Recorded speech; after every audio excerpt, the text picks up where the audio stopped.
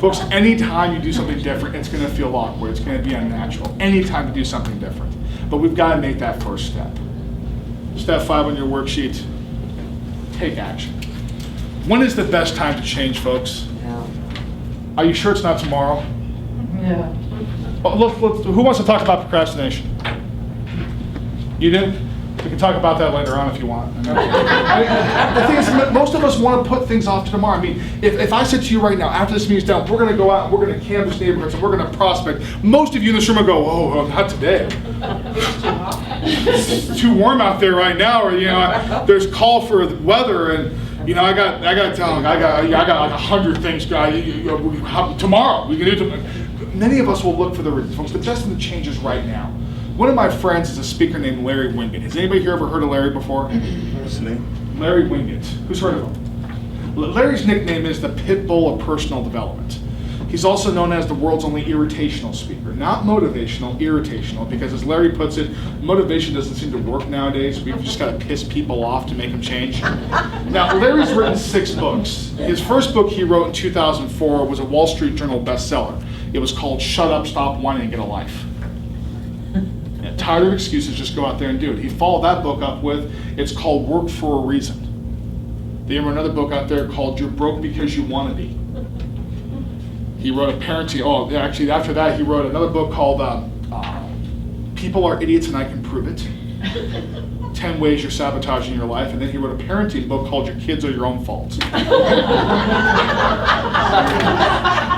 As you can tell, he's not very tactful, which was one of the books that he wrote called No Time for Tact. I mean, he's very direct. Larry's in his mid-50s. He's got a shaved head, earrings in both his ears, big goatee, wears very flashy shirts. If you guys watch Fox a lot, you've seen him on it. He's a commentator on there a lot. Just kind of a no-nonsense, in-your-face type of guy. He had his own reality show on A&E for a couple of years called Big Spender. Now, Larry gets in front of a group last year for us in California. The first thing he said to the group was something I'll never forget. He asked the audience how many people had ever heard the term ready, willing, and able. Have you all heard that term before, yes or no? Yes. I've got 3 questions for you. How many of you in this room, by a show of hands, believe you're ready to have more success and make more money in your business? Can I see your hands? How many of you in this room believe you've got the ability to achieve that? Can I see your hands on this? Yeah. How many of you in this room are willing to do what it takes within the confines of the law to achieve that success? Can I see your hands on this? Most of you just lied to me. You did. Well, maybe not you, but most of you did. Let me make my case. Do I believe that you're ready for it? Yes. Yeah. I do. How many agents, Monica, are with all the CBS locations? About 500. 500. And you made this opportunity available to all of them, correct? Absolutely. Right. Okay, so we've got 2, 4, 6, 8, 10, 12, 14, 16, 18, 20, 22, 24, 26, 28. 28 of 500. So just right around 5%. Where are the other 95%? Working. Okay. Are there some selling houses and making money right now? Absolutely. What number will you put that at? 2%. All right. Let's just say 5. Where's the other 90? Golfing. Other jobs. Other jobs. They're taking, you see, realtors don't take vacations or holidays. They take holiday weeks and holiday months. You know how that goes, right? I mean, like Labor Day coming up, it's not just a 1-day vacation on a Monday. It's like a 2-week vacation. I mean, that's just how it works for most people. Folks, most of them aren't here. You're here because you want to achieve more. You came here to find at least one idea, one technique, or maybe just awaken yourself up to achieve a little bit more. So I do believe you're ready. Do I believe you've got the ability or the opportunity?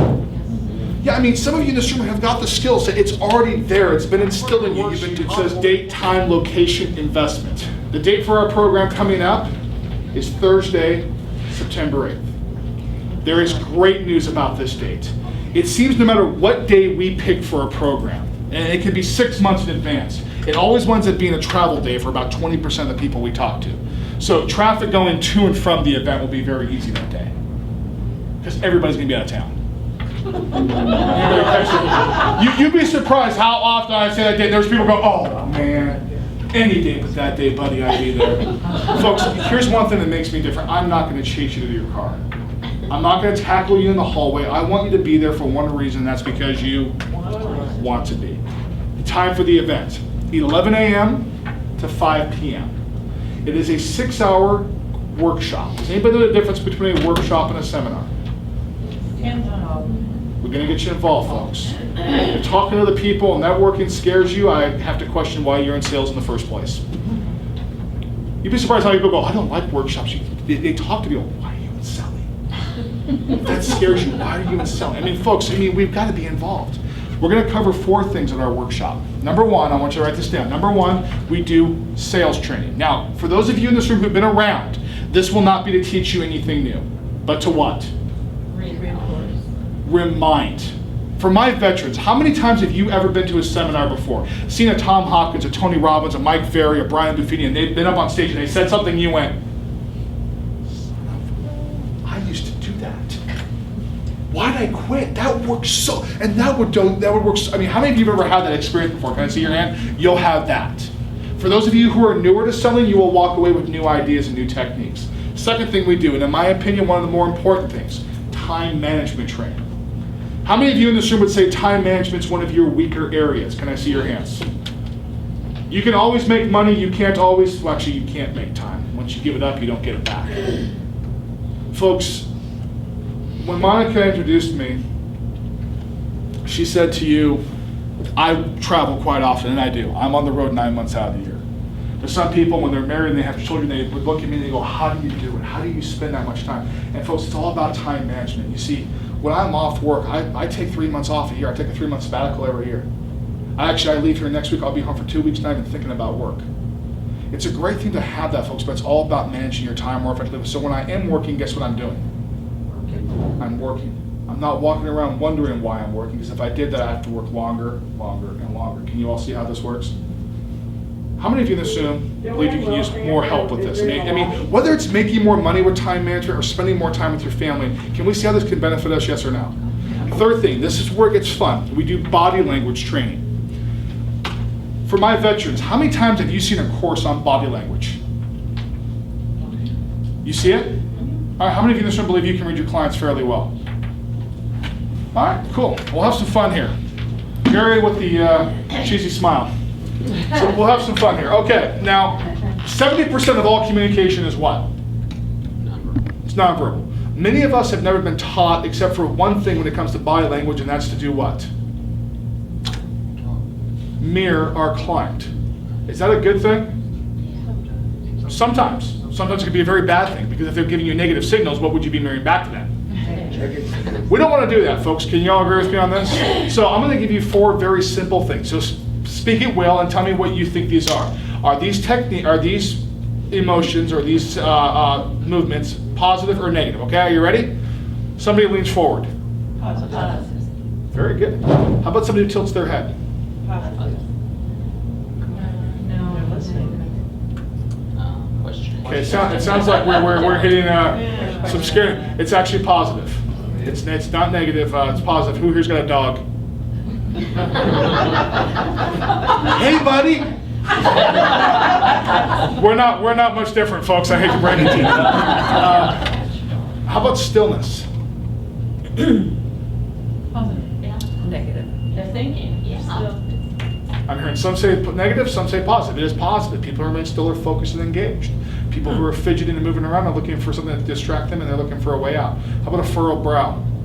They're still thinking. Positive. Best example I can give you on a furrowed brow. How many of you in this room have got a new Android phone lately? Or an iPhone? Who's got one of those? Can I see your hands? Here's how I guaranteed you looked when you first got your phone. Does this thing work? Folks, That's funny.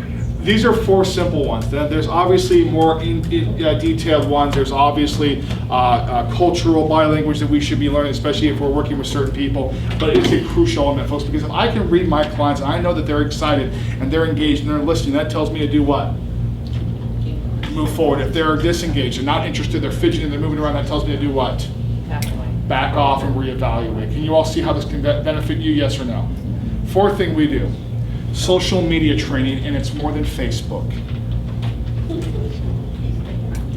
I know, I hate to break it to you, there's more than Facebook and LinkedIn and Twitter according to social media, folks. How many of you have ever heard of viral marketing? Who are they? There's viral marketing. There is. What have you heard of them? I've seen them at events. You've seen them at events. Now, folks, when it starts to come to technology and social media, is it the older the person or the younger the person that probably makes more sense? The younger the person. I mean, we actually, viral marketing is based out of here in Omaha. And I'll tell you one thing, folks, and we've done a lot of work. We're trying to find good social media trainers. The bad thing about finding somebody who knows what's going on behind a computer is what? They don't want They to are come good up. trainers. You can never put them in front of a group of people. Why? You ever seen a tech geek in front of somebody before? If they try to explain something to you and you don't understand, they look at you like, I can't believe, why am I even wasting my time with you? I mean, it's hard to find a good social media trainer. We actually hired, recently, we hired a woman named Wendy Stevens, who was Donald Trump's social media trainer. She's got Trump's endorsement, this would be great. Could not put her in front of a group of people. She was too technical and upset a lot of people. So we actually went around, we searched for this guy. We found this guy out here in Omaha. His name's Frank Klezitz. Yep. I keep pronouncing Frank's last name wrong. 26-year-old kid. We brought him out to Charleston, or Columbia, South Carolina here recently. Put him in front of a group of people to see how well he'd do, and he blew the entire crowd away. You know, he's 26. He looks like he's 14. That's why I had some people say, how old is he? He's supposed to be in school this time, and that's what I heard. But folks, the fact of the matter is this, he's got great ideas, great techniques. He works with a lot of top realtors all across America on their social media, and it works with a lot of other industries as well, folks. We've got to embrace technology. Location for the event. It's going to take place over in Omaha at the old Holiday Inn. Do you guys know where that's at? Yeah. Where? 77 Road.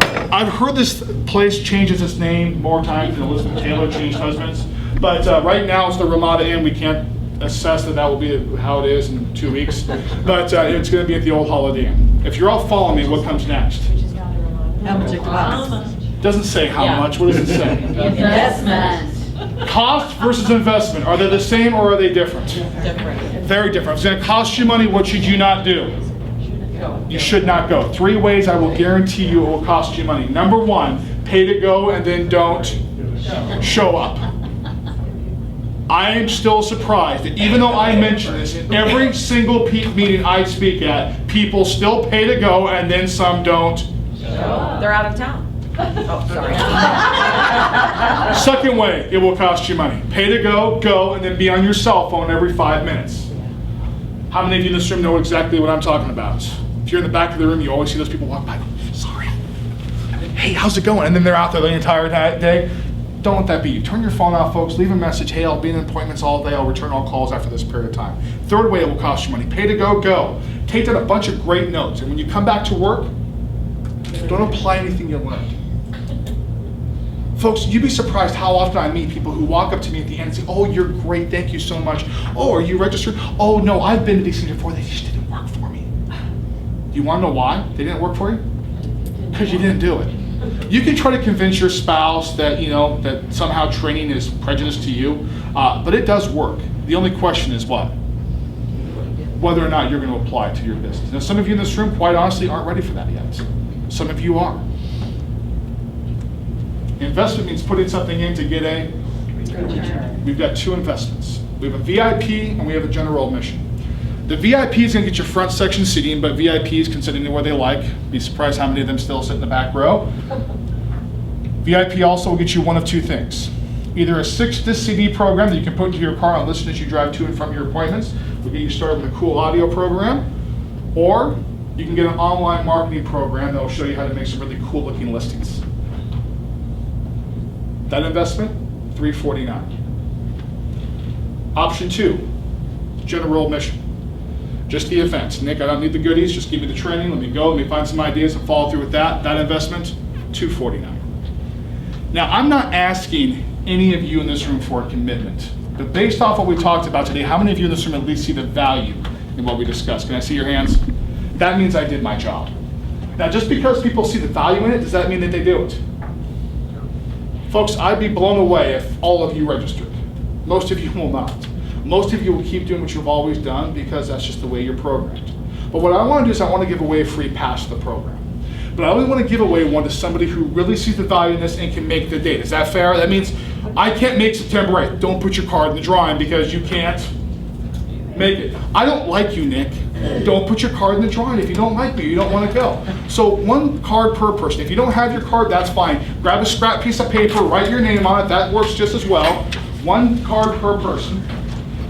And that's only if you see the value. Is that fair? Yep. Show of hands. How many do we have? We're going to quit making the excuses. Quit pointing their fingers and join us on September 8th. Can I see your hands? 1, 2, 3, 4, 5, 6, 7, 8, 9. So for those of you who are going to go, here's what I want you to fill these out. Now here's a piece of advice. Number 1, do not sit together. Why? People who sit here aren't going to buy from you. I know they're your friends and you're comfortable with them, but move around the room, folks. Meet other people. This is a great way to expand and build your sphere of influence. I'm not saying, hey, there's my friend from MP Dodge or my friend from Prudential Ambassador. Let me go sit next to them. No. Move around. Meet other people, folks. This is open to everybody in selling. So we've got people in the auto business, insurance, network marketing. Go out here, meet these people. Bring your business cards and don't leave with them. Get theirs in return. Come back. Follow up with them. Build your sphere, folks. Is there a deadline? There's not a deadline, but we are almost sold out. So, I mean, is there a reason that's stopping you from? Oh, that's so cute. No, I mean, no, I have kids, I just have to check schedule. Right, I understand. I mean, the one thing is that if this is something, you're not in the same case, but if this is something you have to think about doing, my advice to you is to what? Don't do it. I mean, if you're not quite certain about it, you're probably not going to apply it. Okay? So for those of you who are going, get them filled out here. We'll get you all registered. Thank you all so much. Thank you, Nick.